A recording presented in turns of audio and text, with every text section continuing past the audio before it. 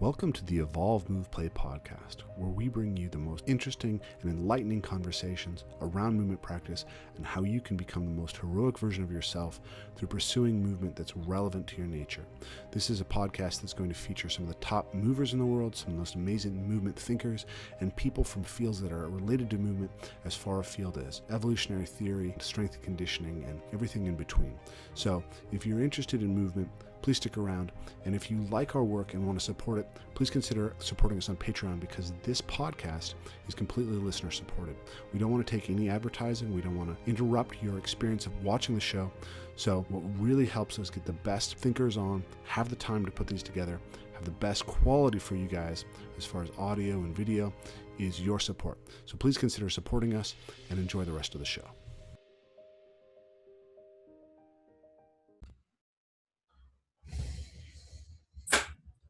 Hello, and welcome back to the Evolve, Move, Play podcast. My guest this week is Simon Thakur.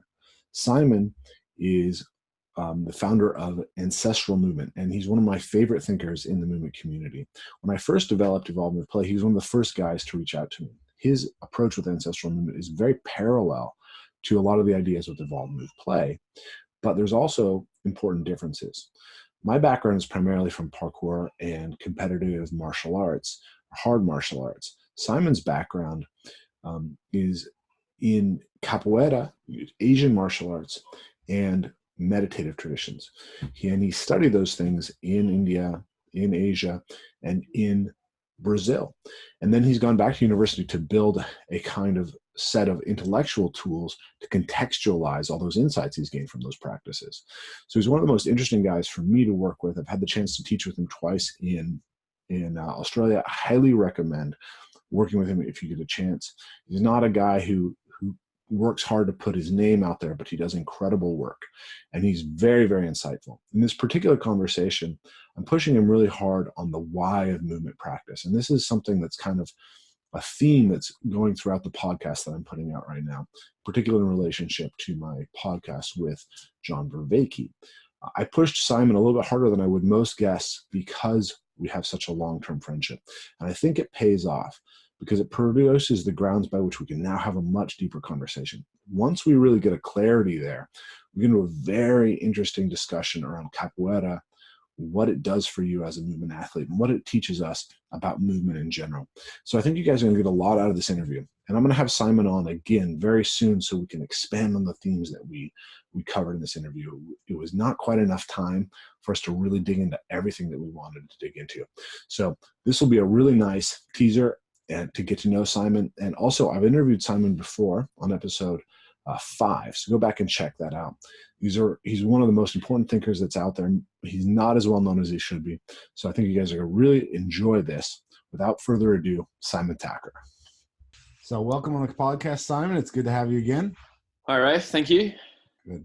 So just before we started recording, you were talking about how one of your primary interests is how do you teach someone the skill of learning? And that was interesting to me because that was actually something I noted about your students when I went to Australia for the first time. So your old partner, Craig, invited me to Australia in, 2014, 2015? A while ago.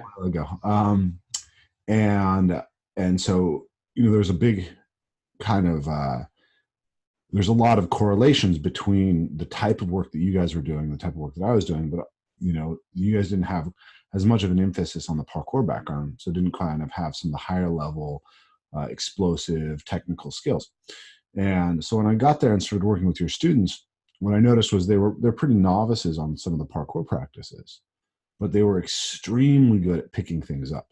You're exceptionally open and able to kind of self-organize and generate movement. You took instruction really well and didn't, they're just really easy to work with. So I was curious if you could expand on your ideas around what does it mean to teach someone in a way that is oriented towards learning to learn? Yeah, sure. I think it's sort of a combination, or at least the way I go about it is a combination of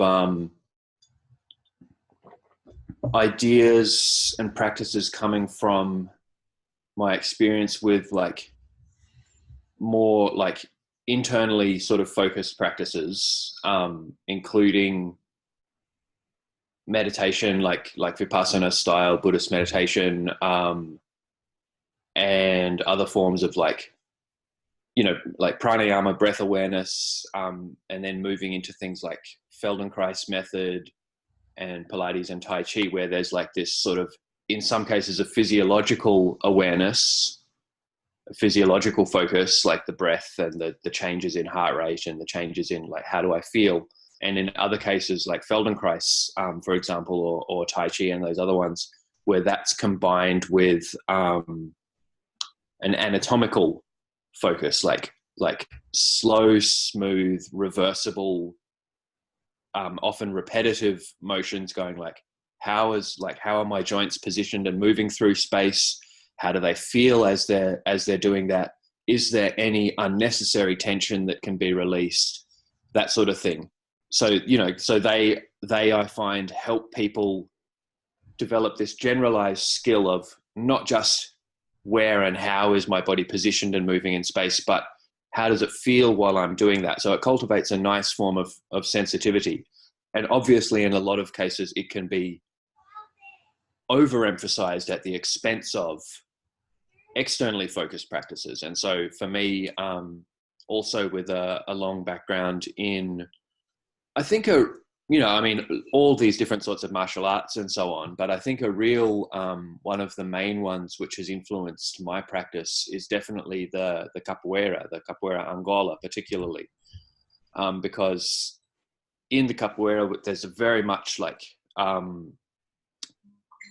three-dimensional movement, like you're going forwards and backwards and up and down and rotating. And then in the Capoeira Angola particularly, there's then an emphasis on doing all of that in a confined space, like a very small space, with another person playing in extremely close proximity. So it becomes like less about acrobatics and more about spatial Tetris, like three-dimensional human Tetris with another conscious being.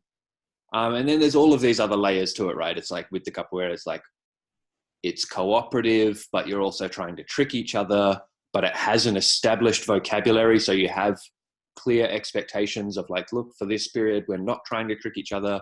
And then, oh, gotcha. And then especially, once you start to take it more into like the actual art as it is in Brazil, then it's like, yeah, it's fun and it's super musical and rhythmic, and it's friendly and it's a game, but also you will get kicked or headbutted in the face if you're not a total rookie. If you're an established player and you're playing, it's like you got to pay attention.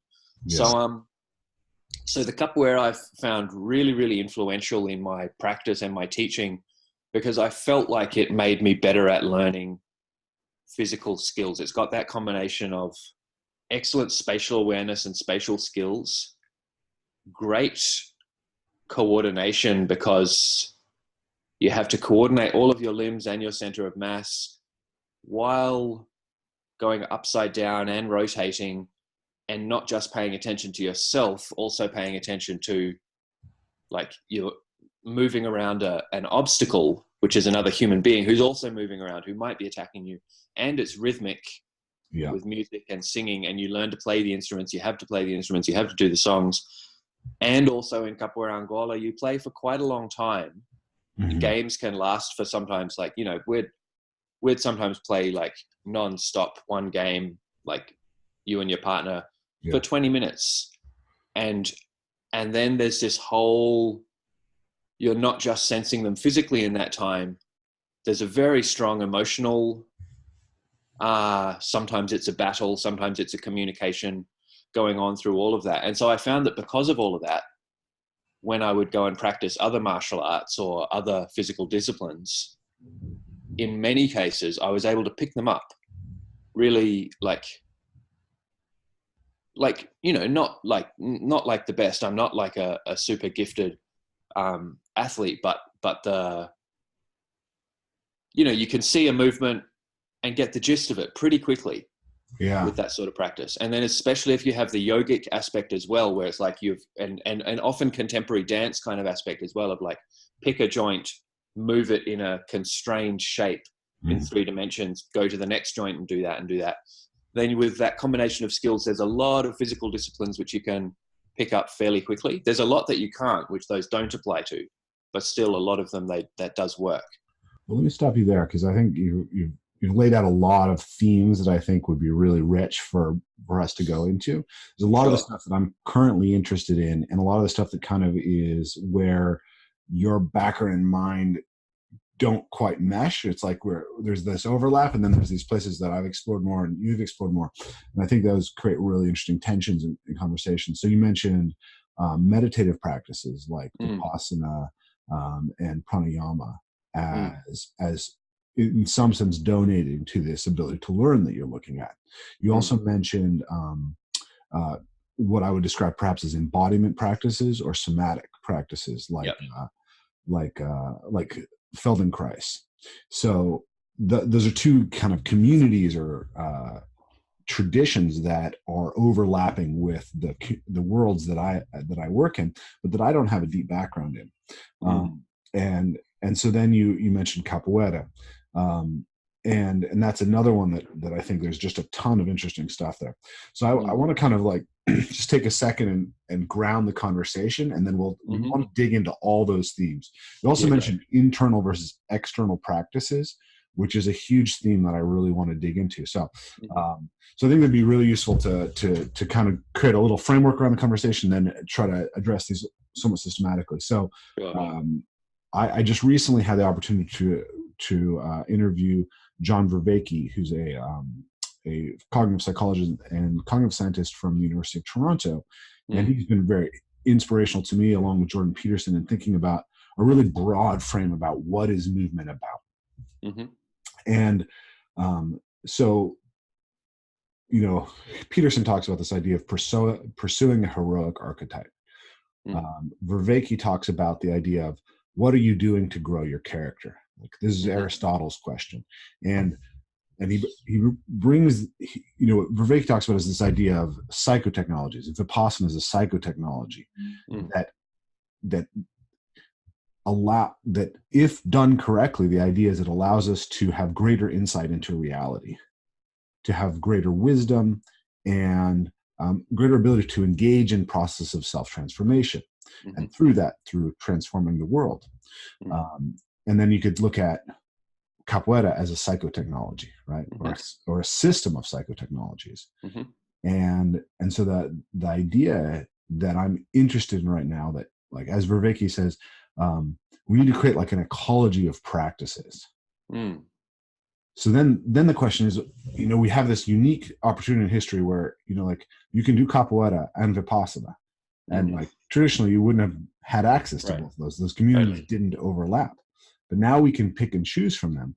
But it's really overwhelming. How do we orient around that? So we need to create some sort of general idea of what the aim is, and then start looking at the practice and say, what can they provide towards these aims? That's kind of where I think it would be really interesting to dig into this conversation with you. So let's start there. What is the fundamental aim for you in the practices that you're cultivating and what you offer to your students? Obviously my website and, my sort of business name that I'm known for is Ancestral Movement. And on the one hand, that's a collection of practices. And on the other hand, it's like an angle. It's a way of looking at things. And so it's like part of that angle is to explore innate qualities in the human species through movement. And so, that gets into like all of the sort of traditional, I guess they've become traditional now, but kinds of things like that are talked about in like the natural, like method naturelle, or however you say it. Méthode naturelle. Running, jumping, crawling, climbing, throwing, carrying, swimming, etc., and wrestling. And then, as you know, and we've talked about in the past, like then my sort of unique angle, or somewhat unique angle, is exploring the more ancient movement patterns inherent, and so primate sort of, loosely, broadly speaking, primate types of movement, and quadruped types or mammalian types of movement, and then reptilian, and so on and so on. And so there's this idea of these different, like, you could say that in different environments, we have a whole sort of suite of movement abilities inherent in us. Yeah. And very much evolve, move, play, it's all about that, right? It's like, they're not just movement abilities. They're almost like roughhousing, for example, or moving through obstacles, or these different ones. They're almost realms that are biologically expected by a human being coming into the world, and that you could almost say that they're things that, like play, right? It's like we're wired for play as a necessary requirement for our brains to develop properly. Now, I don't generally say properly or not properly with things. I really don't like saying that a human being should be this or should be that, because we're so broad. But when it comes to something like play, it's like, yes, we are wired to learn through play. Yeah. I mean, I like Katie Bowman's word there, nutrition. Like, play is a nutrient that is necessary for the optimal development of a human being. Right.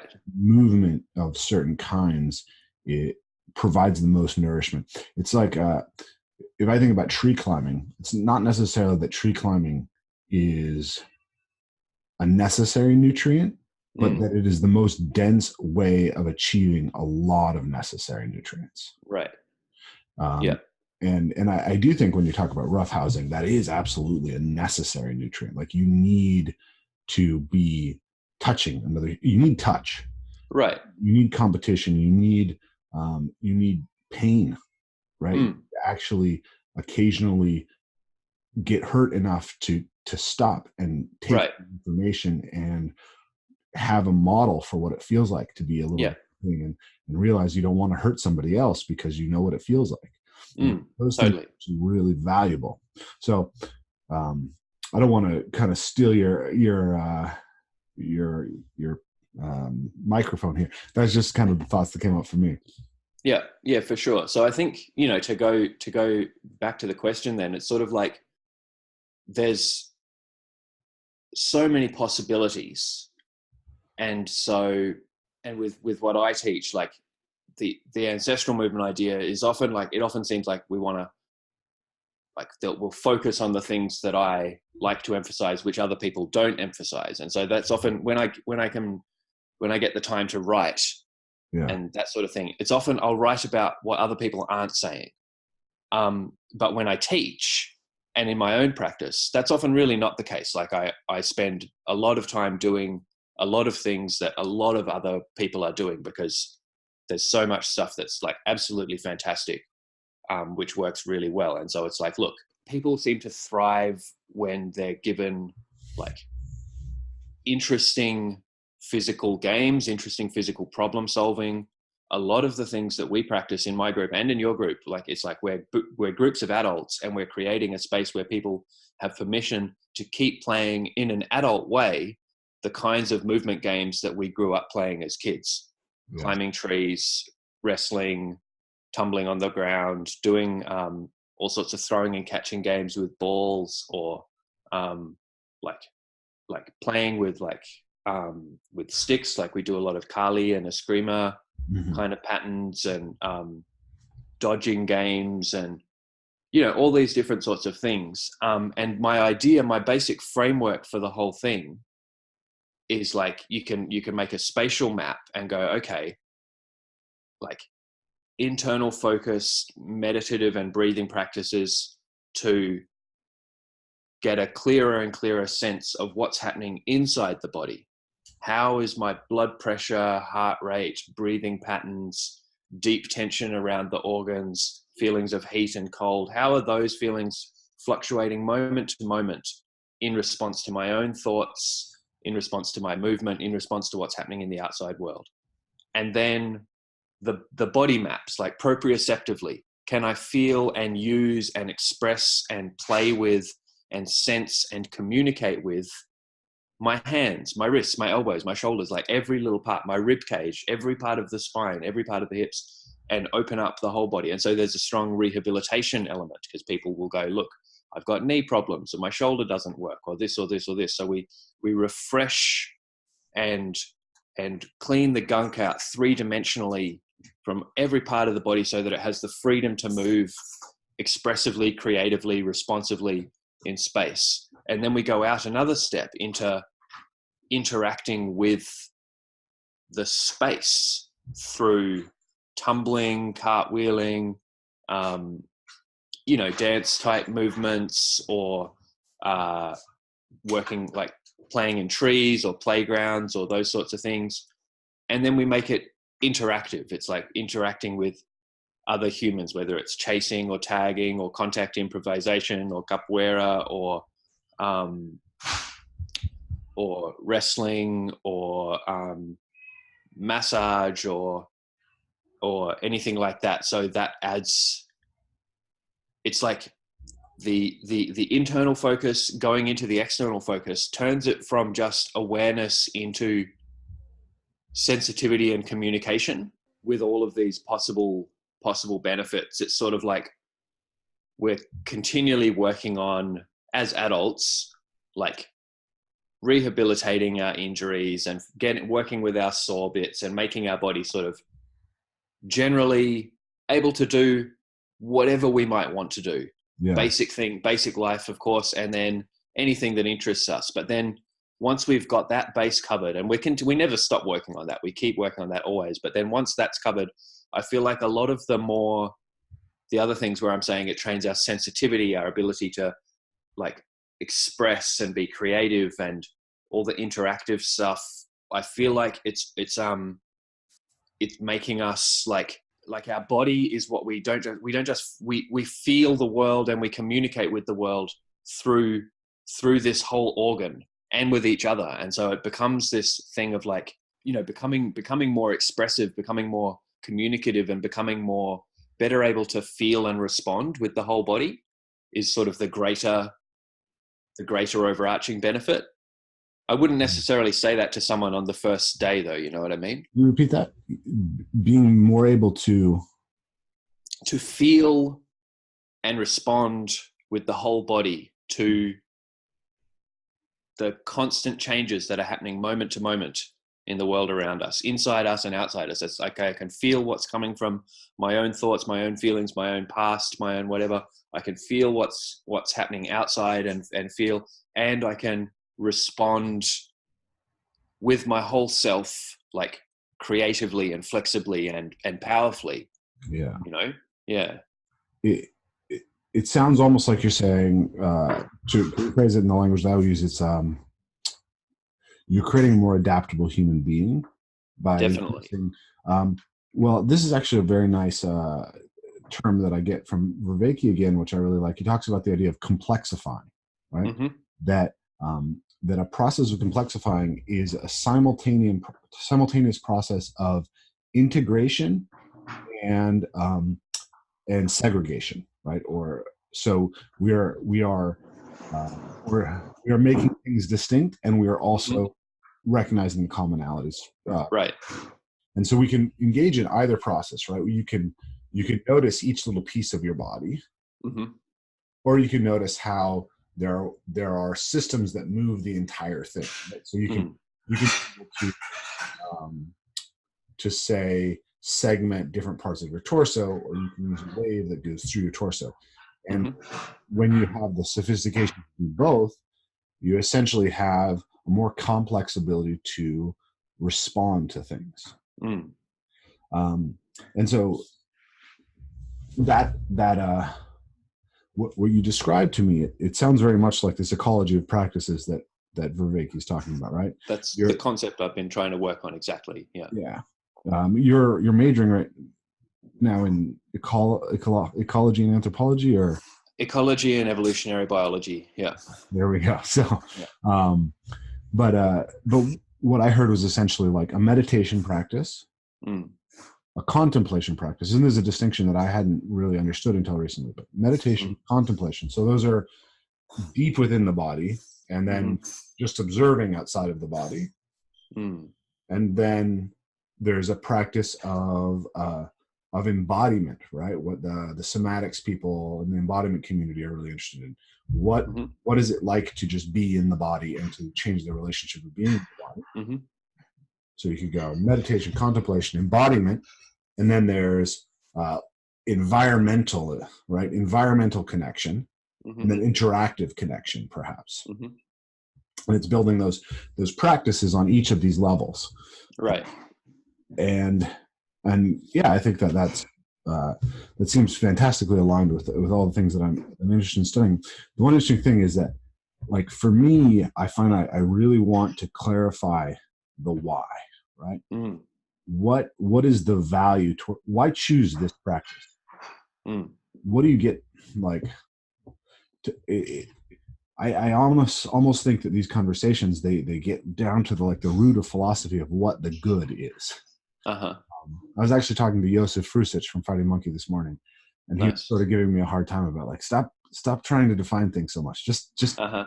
he said, Rafe, go be drunk and run around in the woods. Yeah. But I think that there is that when we make decisions, we're clearly valuing some things, and if we Mm. have clarity about that, it makes it at least much more easy for us to communicate why someone else might find value from taking the paths. Uh-huh. Uh-huh. So I'm curious if you can, if you have a way that you can succinctly express the why behind taking on this particular ecology of practices. Well, like my personal motivation, my primary motivation is fascination, honestly. And I don't, I definitely try to impart some of that. Mm-hmm. And that's the whole, like the ancestral movement concept package, like way of looking at the world is very much about trying to cultivate not just health and the innate abilities in the human species, but very much a sense of awe, and to try and actually embody and remember more and more moment to moment that we, and not just we, but every living creature we see around us, come from a 4 billion year lineage of life and coevolution. And it's like, it's completely mind blowing. And so that cultivation of the sense of awe is my personal reason for practice. Mm-hmm. But I don't push that. I share it with people, but it's like, look, if someone needs, because, you know, often someone might be like really deep in a bunch of somatic practices and it's cool. And I'll say, hey, like you're telling me like you've got these problems with your knees and your back and or whatever or something. And it's like, look, like you've got a lot of sensitivity and all of this, but you need to do, or not need to, but if you did some basic strength training twice a week for half an hour, which you've never done before, then your life will change massively on every level. And that's the whole point. That's the whole point, is like you do something on one level and your life will start to change on every level. If it's a big thing like whole body strength training, you know, or if it's another big thing like take on a serious effective relaxation practice as a skill. You know what I mean? You take some of these things, or coordination and rhythm. If someone's like an excellent strength athlete and whatever, and it's like, look, you might not want to go to a dance class, but like take up something that involves rhythmic whole body coordination. Like lots of the stuff that that Josef is teaching. You know, it's like taking rhythm and dance to the fitness world. Yeah, so I want to stop you there and interrogate you again, because Please. I'm really going to push you on this, because I think it's just very interesting to me. But you said that, you know, something that's a big practice or has big potential, Uh-huh. like coordination, like dance, but or a relaxation process. Mm. But the problem is that if we don't have like an articulated description of why it's big, it's not obvious to a yogi why strength training is actually a big piece. Uh-huh. Not obvious to a powerlifter why a relaxation process is necessarily a big piece. It's Mm-hmm. not obvious to either of them potentially why a rhythm and coordination practice is a big piece. Uh-huh. In order for something to be a big piece, it implies that there is a value system that that you have adhered to, Mm. that guides you through choosing the things that are the biggest pieces. And this is the fundamental question about, you have so many practices that are available to us out there. Uh-huh. How do we choose the ones that are going to be most powerful in cultivating the character that we would want, and in integrating with each other to create these ecologies of practice that can really synergize and allow us. Right. Right. Well, So why? I think a lot of these, Let me say, a lot of sorry. the answers, I feel like they become more apparent as we get older, Yeah. because as we get older, the accumulation of benefits and problems from the way we've lived our lives up to this point, that accumulates and accumulates, and then it's like, oh man, I've got chronic neck tension and headaches and all this stuff. And they might have been like a lifter, a barbell lifter, Mm-hmm. and a football player. They played football through school, and then they they finished school and then got a job and had a family, and so they don't play football anymore. So they don't have that, like, they're not running around so dynamically, but they're still lifting, so they're super strong. And then they're accumulating tension. They've got the stresses of life. But they're still getting strong and strong. And then bam, they get to like 35 or 45 or whatever, and they go, oh wow, tension is a big problem in my life. Yeah. I need to learn like relaxation and like loosening, and so it doesn't have to wait until they're 45 and it's a big problem. But it's like, as you get older, eventually almost everyone gets to a point where they're like, oh, actually tension is like muscular tension, and it's linked with like unconsciously tensing my body when I do things is like a big problem. And the sooner we start working on that, the better. I'm really glad that I was drawn to meditation early. And so I got to, because relaxation is a skill. Mm-hmm. It's a skill. And often when you start, you don't even know how to start or where to start. And you try, and it's like taking up parkour as a 45-year-old. It's like, what, you want me to jump and climb? It's like, it's easier to just not do that. So, relaxation is a thing. And like strength is another one. It's like, I got to like, it was like in my 20s, like I was like so riddled with injuries from being like hypermobile, and I had really effective relaxation practices, really good like movement, like sensitivity practices, but I'd totally neglected basic whole body strength. And then it was like lower back problems, knee problems, hip problems. And it's like, oh, and you look up the research and it's like, look, stretching, sure, a little bit of effect, like body awareness, yeah, a little bit of effect, basic, traditional, not fancy, basic, traditional whole body strength training, like I forget what the stats are, but hugely injury protective, Absolutely. It's like if you're not doing that, if you're sedentary, then sure, like maybe you don't need to be, maybe you can get away with not having much whole body strength and whatever. But if you're an active person doing any sort of movement stuff and you want to keep doing that the rest of your life, strength is a thing. It's like the lowest hanging fruit.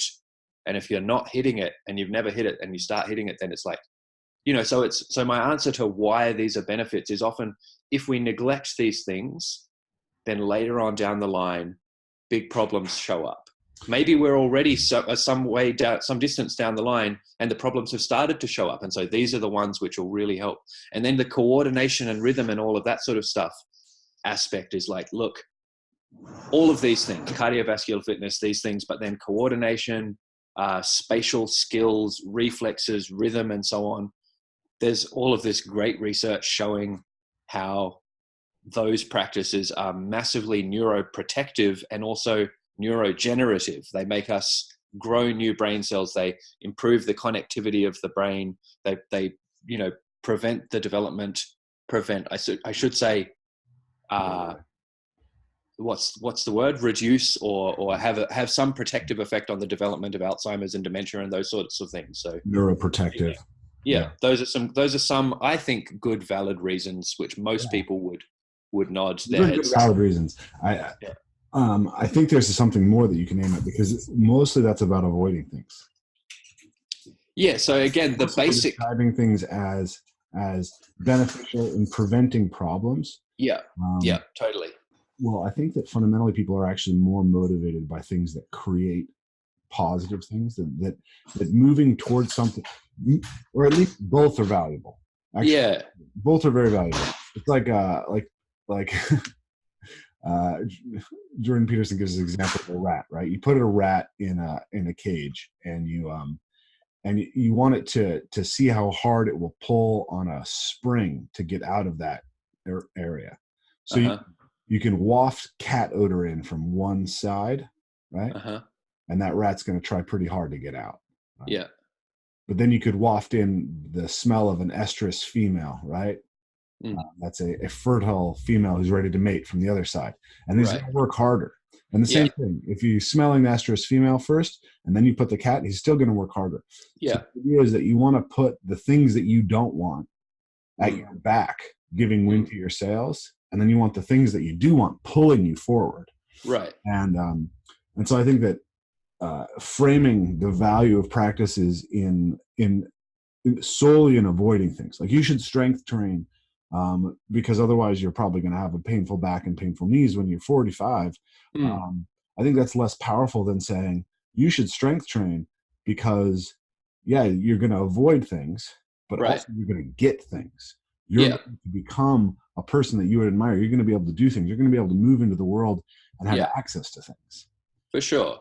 But I think once we get into that, then we're starting to talk about like motivations, like people's basic motivations. And that's going to be, you can make generalizations, but like, so, okay, if someone's a young person and they want to be world champion in jiu-jitsu, for example, then it's like, look, okay, like obviously you're going to spend like all of your time doing jiu-jitsu, and then like, oh, okay, you've got like, like a bit of a like physical like deficit that's showing up in like a lack of explosiveness in your posterior chain, or you're repeatedly getting a shoulder injury. Then it's like, then you tell that person who wants to be world champion, doing like adding this little bit to your practice will help you achieve your goal, but then there's other people whose motivation will be like wanting to feel really good in their body, and so you can be like, like there's all of these ways. It's like, if you want to feel really good in your body, like so relaxed and so at peace. One person, it might be so relaxed and so at peace, and that person becomes really drawn to Vipassana. Or another person, it might be so like expressive and creative and all of this, and they become more attracted to expressive dance forms or Capoeira, or they become a musician or whatever, So it's like the positive motivation is very different for different people. For some people, you say, if we do these practices, we can feel more and more amazing in our body and exploring the world and all of that. But if they've got chronic neck pain, they don't even believe in that stuff in many cases. They're like, no, I want my neck to just not hurt. Yeah. And that is, it's both putting the problems at their back, but also that's their goal. I want my neck to not hurt so that I can do my work that I love. I'm a musician. I play the violin, so it's like they're sort of, and often I think you're right. Like working with individuals and with groups, this trying to find people's motivation. Like, why are you even doing this? Like in some of my classes, I'm like, do you guys play a sport, or do you have a thing? Because if you do these practices we're doing, it'll really help you with that. And then some people are like, no, I just come to training. And it's like, oh, well, I guess you'll you'll get better. And to try and find that way to convince them that like doing practices that make you strong, grounded, spatially sensitive, aware, and creative and expressive, like they make you a more intelligent human. They make you better at your job, whatever your job is. They make you better at interacting with your family, and that's the goal, to impart to people that it like, yeah, movement's great. It makes you a better mover, but it makes you better at all these other things as well. Or that's our job as teachers as well, actually, is to make sure that we're trying to do this in a way that does make people better at just So this is what I've been trying to dig at here, because so let's go back to the guy with the neck injury for a second. Mm-hmm. His neck is injured. You give him a brilliant set of exercises. 3 weeks later, he has no neck pain. How long does he keep doing the exercises? Yeah, it depends again, doesn't it? Because for some people, that's the catalyst. They go, wow, like this stuff works. I can change my life. I can make my body feel different. Holy crap, I didn't realize that it was possible. And then they, get like obsessed. They become like like a cult member. Yes. Start like doing all the things all the time. And like, because that's often for people, that is the catalyst, where they have a problem that's been bothering them for a while. And then something works and they're like, that sense of agency, I have the power to change, is like, and then they, and I know people who have had that and then they've got obsessed with movement stuff for a while because that was the catalyst. And then 5 years down the track, they're like, wait a second, I got all obsessed with movement for a while there, but that was just the catalyst that got me into like, wow, I can change and do what I want with my life. And what I want is actually not movement. It's like, I wanted to be a musician that whole time. And so they keep a bit of a movement practice, but then they go, you know what I mean? Yeah, absolutely. So once the neck is healed, the motivational frame of injury disappears. There's a ghost of it, and someone may continue the practice for some period of time, but it's going to get harder and harder to convince themselves to keep doing these exercises if their neck isn't a problem. Right. A lot of people will just drop at that point. Now, the people you're describing, they're people who recognize like a new level of motivational frame. It's not that when the neck hurt, all they needed was to not have the neck hurt. When the neck no longer hurts, the idea they've fallen in love with the idea that transformation is possible. The idea that transformation is possible is like a new frame. What does it mean to transform oneself? And this is, I think, at the heart of what I'm trying to get at here, which is how do we get people? Well, I guess there's two ideas here, really. They're very connected. One is we all talk about how movement practices or whatever practices are beneficial, right? The benefit is very rarely simple and direct, right? Like the value of Vipassana isn't to be able to sit for 45 minutes, right? The value of doing parkour isn't that you jumped a specific length. Even the young kid who wants to become a jiu-jitsu champion, it's like, Dan John talks about, these are the easiest athletes to work with. They know where they want to go. You just have to help them get there. Most people don't even know where they have to go. Right. Don't know where they're trying to go. And the thing is that athlete who wants to become the world champion, well, mostly he won't get to be the world champion.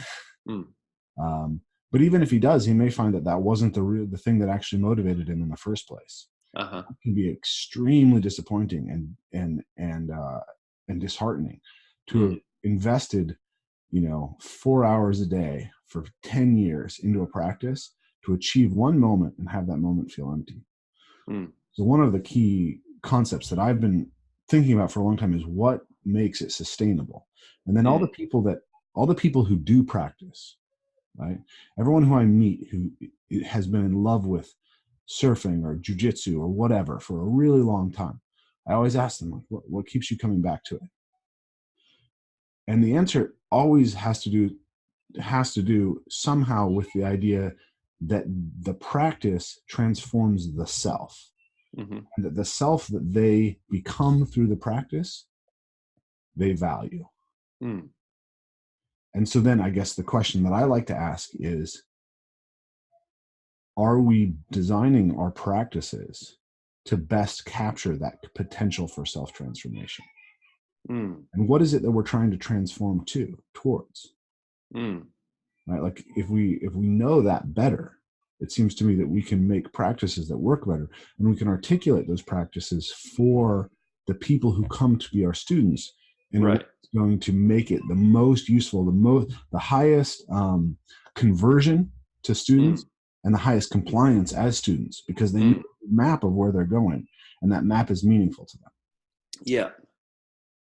Yeah. So, like, I'm not sure if you remember from when you were here, but something that I often include when I teach, and I emphasize that it's actually a practice in itself, but is taking the time to visualize or feel kinesthetically in our body, as integrate as many senses as we can, but to project into the future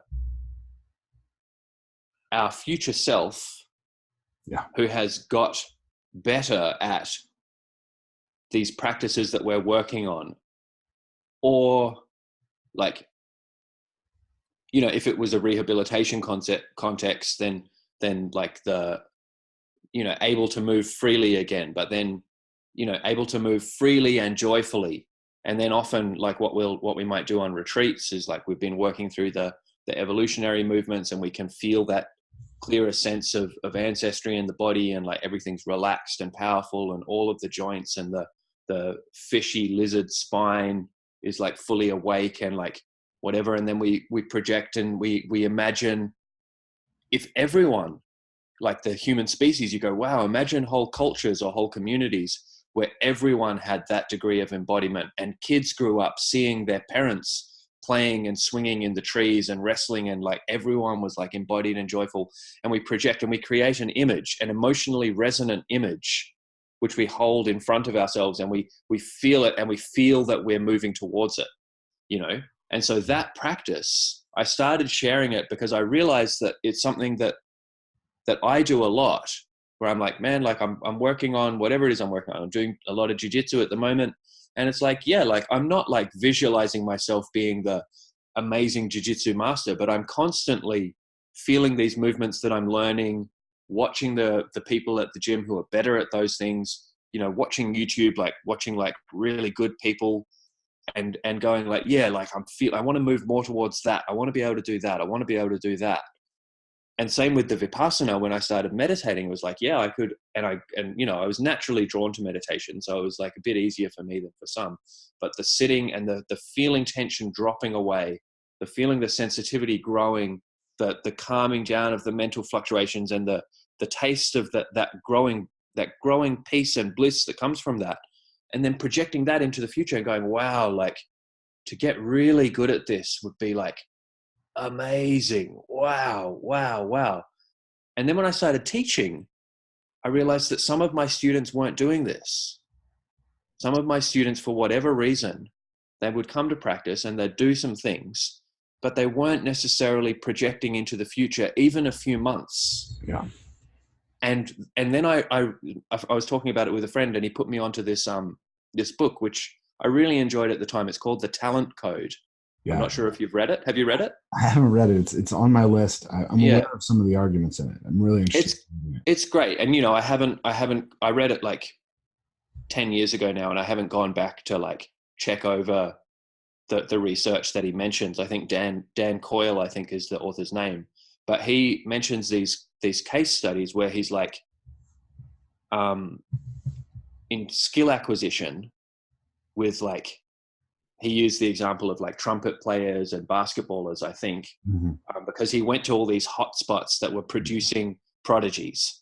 And he's like, what are they doing differently? What are they doing differently? And one of the things that he brought up lots of good things, which I won't talk about all of them, but one of them, which I'm getting at now, is that he brought up that if you took, say, two kids, and they were both taking up like this music practice in their summer school, or whatever it is you guys call it, And one of them's like, yeah, okay, doing some trumpet. And it's like, yeah, I'm kind of into trumpet. Or maybe like, yeah, we're doing basketball for the season, and yeah, basketball's kind of fun. But the other one is doing basketball in the same season, and this kid watches NBA all the time and is like, I want to get really good. I want to get like a scholarship. I want to join the Chicago Bulls or whatever it is. That even if the second kid spent less time practicing than the first kid, that second kid, their skill improvement was much, much better because it was sinking more deeply into the brain, because they were doing this constant practice of projecting into their future self. So I think that's when I started teaching, and I realized that not everyone does that. It was like, wow, no wonder some people will only show up to practice a couple of times a month. And no wonder some people who, even though they are showing up once a week or so, they're not making improvements compared to the person who shows up the same amount of time, but who has this thing this whatever the thing is, this thing that they're working towards, And so then for us as teachers, I feel like it's like one of the arts of being a teacher and as a therapist, when I use a therapist, is not pushing this projection onto someone of what this is what you should be pushing towards, but trying to somehow help them dig out within themselves. What is it that you often, in many cases, you used to be pushing towards, but you've forgotten about? What is it that you want to project forwards into the future? And we can offer suggestions, this. And the suggestion of the practice of mentally doing that, I think, is a super powerful addition to longevity and sustainability in practice. Yeah, there's two things that come up for me as you talk about that. One is the idea of the rat again, right? And that what you're creating is an avatar that motivates action, right? The estrus female in the room next door. That idea of who you could become is that thing that is pulling you forward.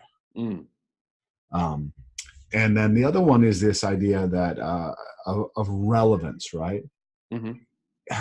How salient can you make your practice? How much can you make it meaningful to you as you're engaging in it? Because the more that you see meaning in it, the more that you see relevance in it, the deeper it's going to sort of penetrate the brain, and the more it's going to allow reorganization to kind of embody those practices and make them effective.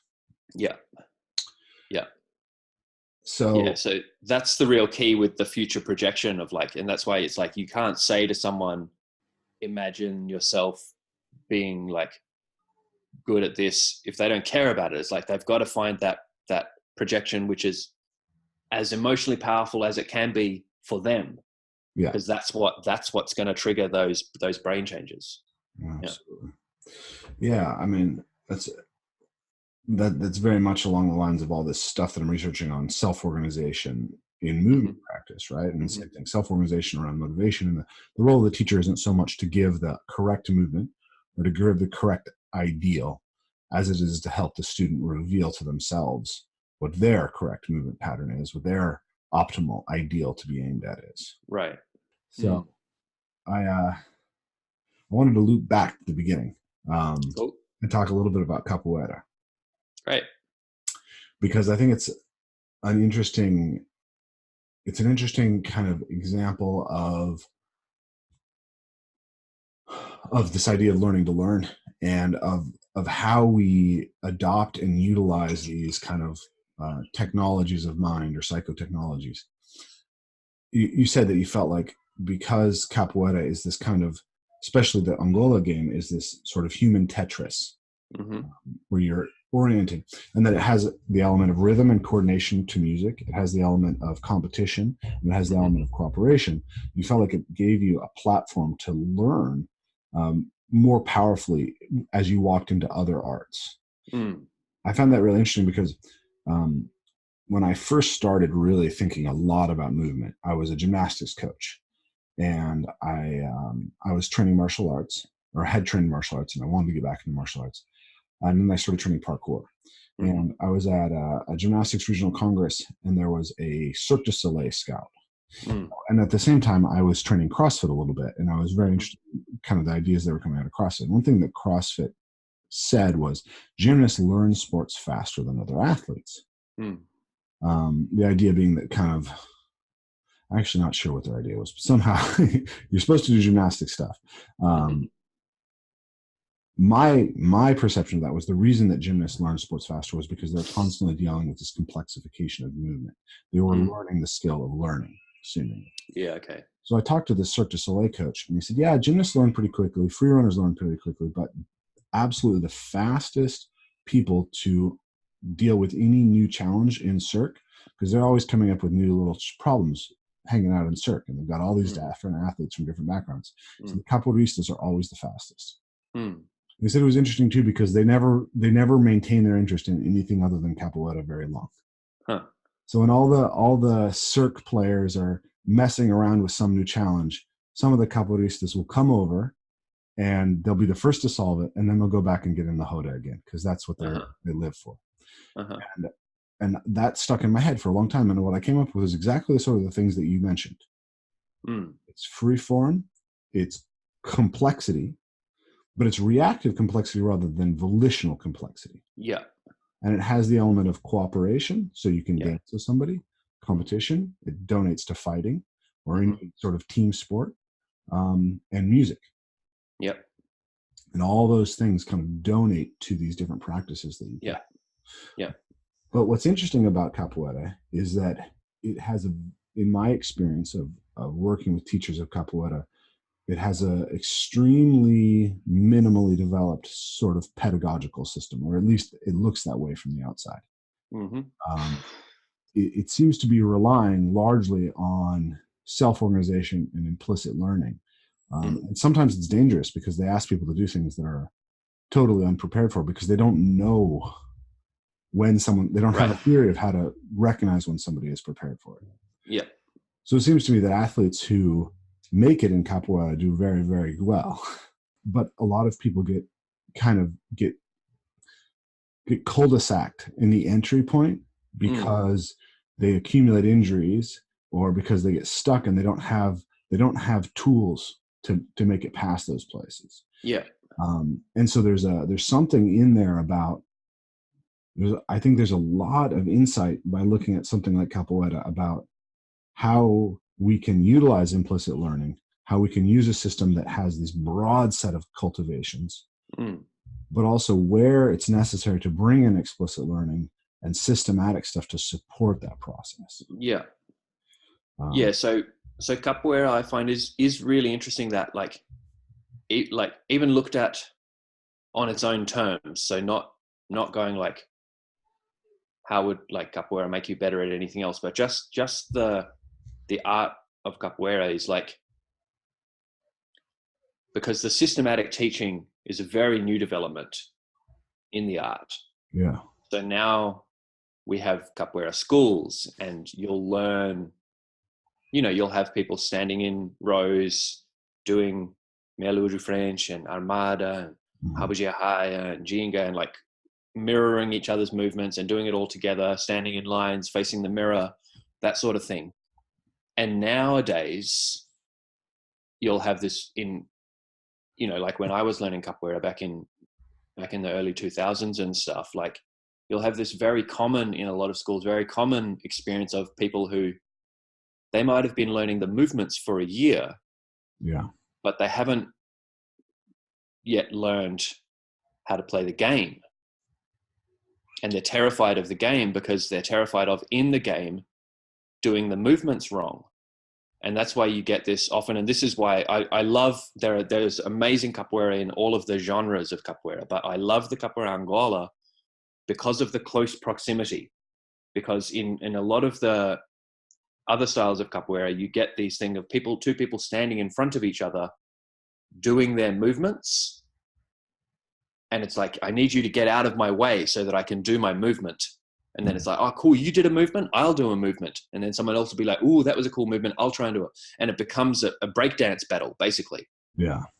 And to me, that's much less interesting than the Capoeira Angola, which is this game of people actually responding spatially to the movement opportunities being created and restricted by the movements of their partner in a confined space, which to me is much more interesting because it's reactive and spontaneous.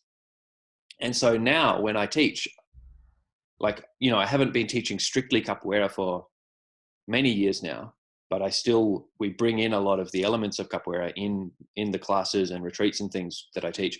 And so now I start with the game. I don't start with the movements. I start with the context of the game itself, create a confined space, and start to move. And then from that, so right from the very start, they have confidence in the game. And then we gradually add one movement concept at a time to that game.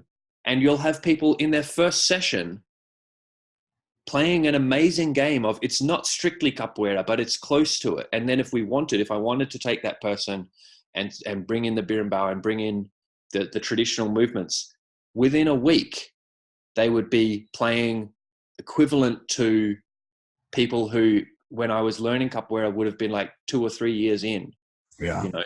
I mean, this is exactly what I've discovered with the rough and housing teaching that we do. It's totally. That's this whole idea of task constrained learning. It's what we do with parkour too. Yeah. So I don't teach people to do a step vault, right, or a Kong vault initially. I give them a set of obstacles to go over. Yeah. Have them play going over the obstacles, and as they self-organize, I point out patterns that they're doing, and then start talking about principles and things that we're trying to achieve. And then eventually I refine the patterns and give them the specific tools and techniques, and kind of feed that into the conceptualization of what they're trying to achieve in the first place. And that's proven to be so much more effective. This is something that's frustrating to me right now. I've just started, like, as you are, I'm training jiu-jitsu. Very interested in jiu-jitsu. I want to get back into capoeira training as well. I go in and there's a lot of essentially like 16 steps to do a technical based stand-up, right? 16 steps to set up an armbar from this position. It's like, it just doesn't adapt well to that. But you could easily just put people in a position and say, okay, fight for the armbar. Right? Fight to get out of the armbar. Now everybody's learning. Do it at and this I think that's that form of, like, I was going to mention actually that I think, you know, that there's new systematic. I'm not trying to say that I'm teaching capoeira in a new way. I'm actually trying to emphasize that I think that old way. Emphasizing the game is actually where the art of capoeira comes from. And that the new systematization of, like, here's how you do the movement, and spending a whole year or more on that before you get properly into the game. I think that's the new development, and it's backwards. And I think that Brazilian Jiu-Jitsu is this wonderful, wonderful, wonderful, like judo is another. Judo and Brazilian Jiu-Jitsu are these amazing examples of arts that had been stagnating for centuries, which then got revived by play. And so judo still has some of the traditional elements of, like, focusing mostly on standing. But then when I first started to really see Brazilian Jiu-Jitsu, I was like, man, like, you can feel the Brazilianness in it. It's like, it's a playful art. And then you look at what's happened over the last 20 years, where it's like the gene pool within Brazilian Jiu-Jitsu has expanded. And now there are, like, probably millions of people around the world, and young people. And sure, in class, maybe there's this emphasis on being super technical. But then in virtually every Brazilian Jiu-Jitsu school that I know, half of the class at least is free rolling. And so you've got all of these people playing. And maybe we can nitpick and go, look, a bit more of a playful focus, like what you see in generally higher ranked people, is what's bringing that creation, but making the game evolve so fast. You know, so teaching newbies, especially highly technical, rote learned techniques is probably not the fastest way to help them develop skill in the game, but it's the fact that it is a game-based art itself that's making it evolve, that's making it such a rich learning environment, if you know what I mean. Yeah. That emphasis on play. Yeah, precisely. I mean, so that I think that they systemize the wrong things. And I think this is an across-the-board problem of physical education. Mm. And I actually think that it starts with, I think this is actually at the heart of like the whole problem that we're looking at with the meaning crisis and everything else, which is it's the mechanical enlightenment worldview applied Right. to the body, because you started to look at movements as like components in a machine that had to be assembled correctly in order for the machine to operate correctly. Yeah. And fundamentally, movement is not a mechanical process. It's an ecological process. So we need to build systems that facilitate effective implicit learning, effective ecological learning. And we need to do that actually in our movement practices, but in our general self-cultivation practices, our wisdom practices. And I unfortunately I have to go because I have a meeting with another friend today. But I feel like literally that we're halfway through this conversation or less. So I'd like to get you on the podcast again really soon, because I think that we need to talk. I would really love to continue this conversation and talk about the role of the meditative and contemplative practices and how those donate to movement practices, how all of this donates to self-cultivation in a broader sense. And like some of the stuff we're talking about sumo and these kind of playful practices and the origins of how it became so mechanicized, right? Mechanized. That's the word. Sure. So, any last words for people today? Gee, okay. Sorry. Well, yeah, something I wanted to mention earlier, just because we've been talking about all this stuff, is that in conversations with various friends, we're talking about neuroplasticity and coordination and all of these movements and neuroprotective effects of movement and whatever. And then I can't remember which friend put me onto it, but like we were talking about Kali, like the Filipino martial art, Kali, Eskrima, Arnis, whatever you want to call it, which has all of these amazing hand drills and partner drills with stepping. And it's you can feel your brain firing when you do it. And it's like, I was like, we were talking about how great that was. And I was like, man, I'd love to see some studies into Kali and neuroplasticity.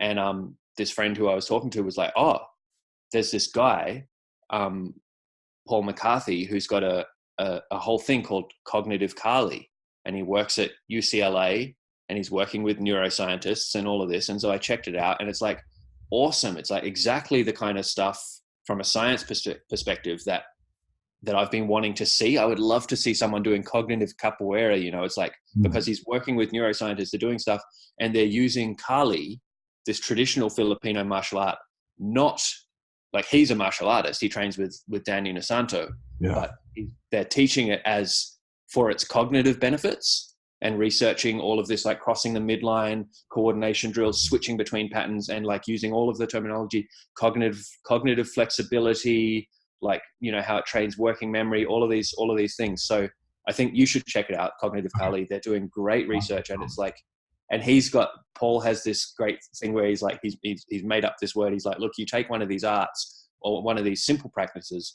and you cognitivize it by working out how to add the right amount of cognitive load. To make it. Anyway, I just wanted to mention that because it's cool and it's something I've been looking into the last week, and I think it could give us some more material to talk about next time. We got enough material, my friend. We do. So ancestralmovement.com if folks are looking for you. Indeed, yep. The ancestral retreat for what's this? Spring or no, fall for you? Autumn, yeah. Autumn retreat. Yeah, autumn retreat's happening in a couple of weeks. I'm making my first trip to Europe in June and July. I'm doing a retreat in Italy called Born to Play with a guy called Bruno Caverna, who's a longtime Facebook friend who's organizing it, and a bunch of other great teachers there. And I'm teaching a focused ancestral movement workshop in Cologne at the end of June. Yeah. Cool. So yeah, I'm excited about that. To Bruno for me and Karsten. Yeah. I wish I could be there with you guys. I'm sure you'll have a Yeah, that'd be fun, man. Yeah. So we'll chat again soon. Let's definitely get something organized real soon. And I got to go. So. All right. Nice one, Rafe. Thanks. Thank you for listening to the Evolve, Move, Play podcast. If you enjoyed this episode, please like, share, and subscribe, and leave a review on iTunes if you can. Finally, as we mentioned before the show, this is a listener-supported podcast, and if you want to have the most regular content, have the best guests on, and give you guys the best quality of audio and video, please consider supporting us on Patreon. Thank you very much, and I look forward to sharing more with you guys soon.